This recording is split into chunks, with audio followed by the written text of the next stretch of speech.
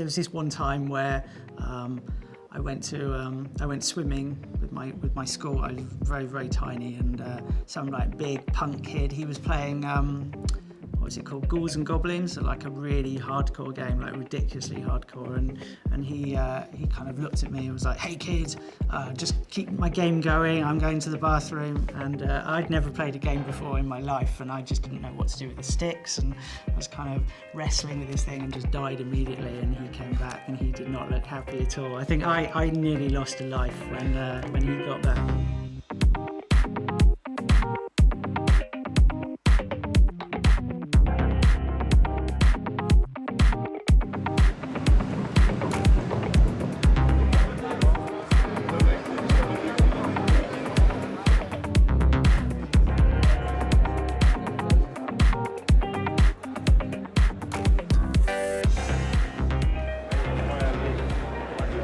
Will you keep this on?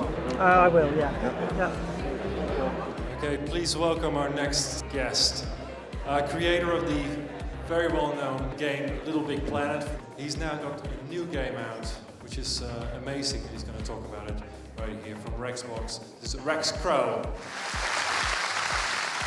So last time I was here, I was talking mainly about my career in animation, various projects that I've worked on.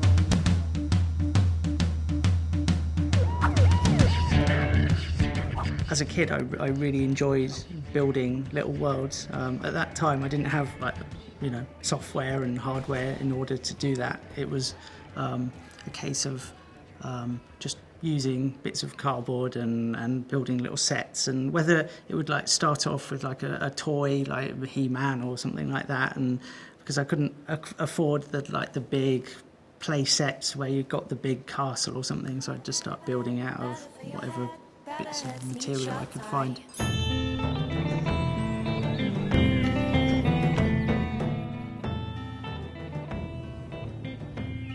Tearaway is an adventure through a world that's made entirely out of paper, and it's a story of a messenger who has an envelope for a head. They have some like secret message that's like trapped inside their head, and they're trying to deliver this message to you, the player. So we're kind of doing this weird fourth wall breaking thing where we're actually making a comment about the fact that you are playing a game, you are holding this world in your hands, and you exist kind of as like a secondary main character in the game.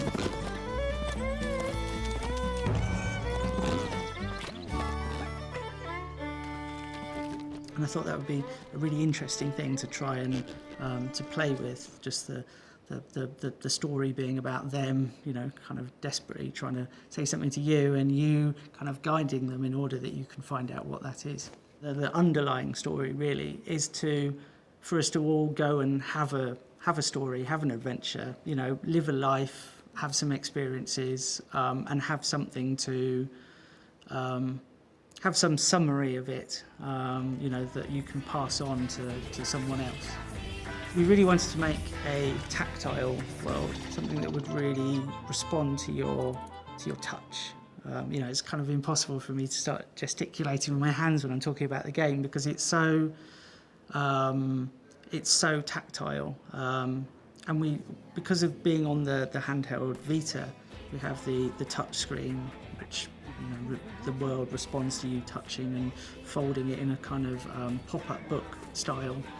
We also have using the unique back touch, where you can touch the back of the console and see your fingers like tearing up through the landscape, and so that's kind of a more dramatic way of using that tactileness.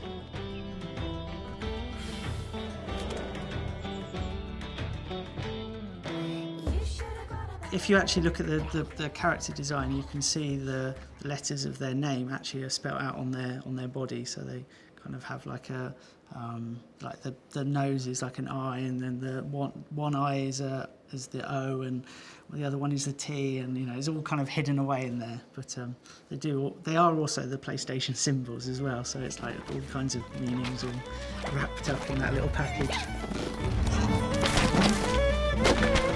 goal of Media Molecule as a company has always been this kind of term we use of creative gaming, where it's you can play, but then there's more. There's like ways in. So it's just like that old Amiga computer I had back in the day, where I could play the games and enjoy them, and then realise, oh, hang on, I can open up the discs and find all the files and start playing around with them. And it's really trying to get that same feeling, but in games. Most console games now are very closed off. You know, they're kind of all sealed up as these very perfect kind of things that you're not allowed to tamper with. Whereas we really want to like open up our worlds a little more and allow players to get involved and just subtly start tweaking things, and before you know it, you're actually adding quite a lot to the story yourself, using like cutting out paper and gluing it on and customizing the people that you meet and all these kind of things. But something that's, I think, very unique to this game is the fact that everything that you see in the game, because it's all made out of paper, we've built the technology so that it all can happen automatically. You can print out all of the various characters that you're meeting in the game and then make them yourself outside of the game. So it's like an ultimate like fourth wall breaking moment where you can actually, you know, help someone out and then remove them out of the game and make your own version and kind of have it sitting on your desk next to you, watching you play the game, and you know, it kind of just allows the game to just kind of seep out into the real world.